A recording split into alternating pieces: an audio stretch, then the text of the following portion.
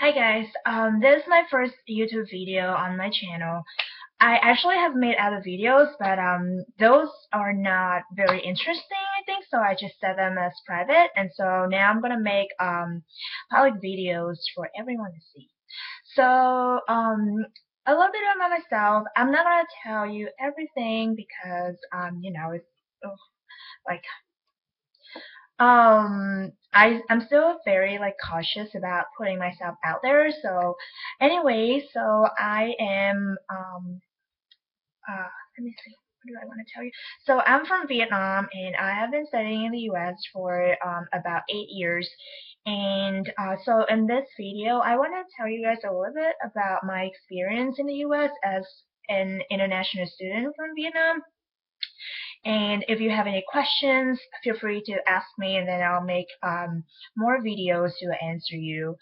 So I was born and raised in Vietnam, and I came to the U.S. in 2005 for college, and I have been attending college and graduate schools, yeah, two graduate schools in the U.S. Over the past 8 years, and it's been a very long, exciting, but also a bit frustrating journey for me. When I first came here, I my English wasn't that great, so it was really hard for me to communicate with other people.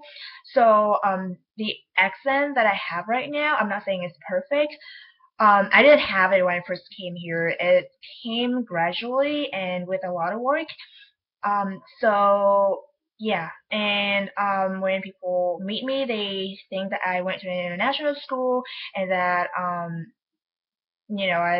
been that and that my family is wealthy enough to send me to international schools, but it's not true. I went to public schools in Vietnam, from elementary school to high school, and when I came to the U.S., I've been going to private colleges and grad schools over the past 8 years. I feel very fortunate, and so I want to share with you guys more information about studying abroad and how what it's like to live here. And I have a yeah. So like I said, when I first came here, my English was kind of bad, and it was hard for me to understand people. So I was really shy. I didn't want to hang out with anyone, and but because I made more friends and I had like group projects for my classes, I kind of had to talk to people, and gradually my English improved, and it was the second the summer of my sophomore year. I went to a summer program in Hong Kong, and people started asking me if I was studying abroad in the U.S. and I was like, oh, how do you know that? And they are like, oh, it's because your English is very good. And so I was very happy because I it it just meant that my English has improved, in my opinion. I don't know if it's true or not.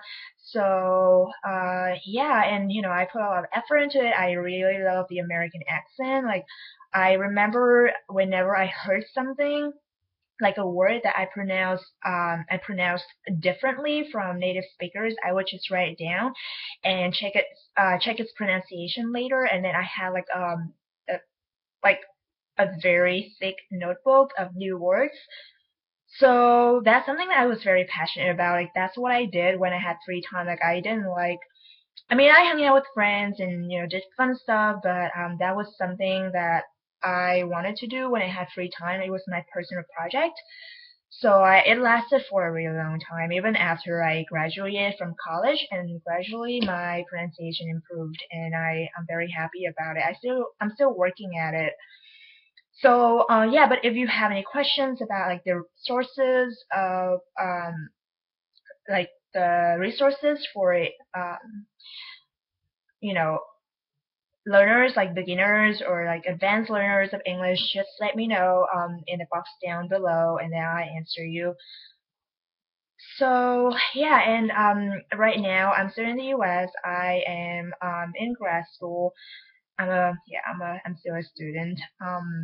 What else? Oh, making friends. I mean, it was relatively easier for me to make friends with international students mainly because we have the same experience of living in another country, and that even if my English wasn't that great, like they were very patient to listen to me and to understand me. And I tried to make American friends as well. It was not easy. And I love my international friends. They were there for me when I needed them, and I had a lot of fun hanging out with them. But as I moved to different places, and it's because of the environment. I've come to meet a lot more American friends, American people. Like, I've made more American friends, and it's just a different kind of experience. And I realized that whether they are American or international, they can be very nice. They can help me and hang out with me, and we can laugh despite our cultural differences. Or they can be not very nice people. I think it's true everywhere. So I think that gradually, if you overcome the language barrier, you'll get to learn more about their culture and who they are as a person, and I think that's very valuable. And so one thing that I think you can do to get to know more people is to get involved in club activities and do volunteer work. Normally at your school um, there are volunteer groups that provide transportation for you to do volunteer work downtown or like near the school. So I think it's a very good resource for you. And it'll look on your resume, and and you would feel good about helping other people and getting involved in the in serving the community where you live. So I think it's a great cause. What else? The food. Oh, so I had a meal plan on campus. It was part of my financial aid. Yeah, I got financial aid to attend college, so I didn't have to. I mean, yeah, I didn't cook a lot until my last year, my senior year. So I just ate at the dining hall, and I think it was a very good chance for me to meet new people because when you're sitting there, like new people will come to your table. Because sometimes the tables get really packed, especially during rush hour, like at dinner time. And so like when you're sitting alone, whether people want it or not, they would want to like come to your table and ask you if they can sit with you. So I think that's great. And what else? And yeah, one thing about improving your English and your accent in general is that just pay very close attention to what native speakers say and how they pronounce certain words. Because when I was in Vietnam, I thought, like when I first came here, I was like, oh, I know how to pronounce this word. This is how you say it. But once I listened to other people saying it, I was like, oh, actually, my pronunciation is different. And so I just looked it up, and yeah, turns out I was wrong. Um, so yeah, pay very close attention to your friends, your professors. When you're in class, pay just listen to them very carefully, and you'll pick it up one way or another. Like if not um, like intentionally, then subconsciously you'll just like take it in. So yeah, that's my video for today. If you have any questions, just feel free to ask me, and I will answer you. Okay, well, and if you want me to talk about other topics, feel free to do so.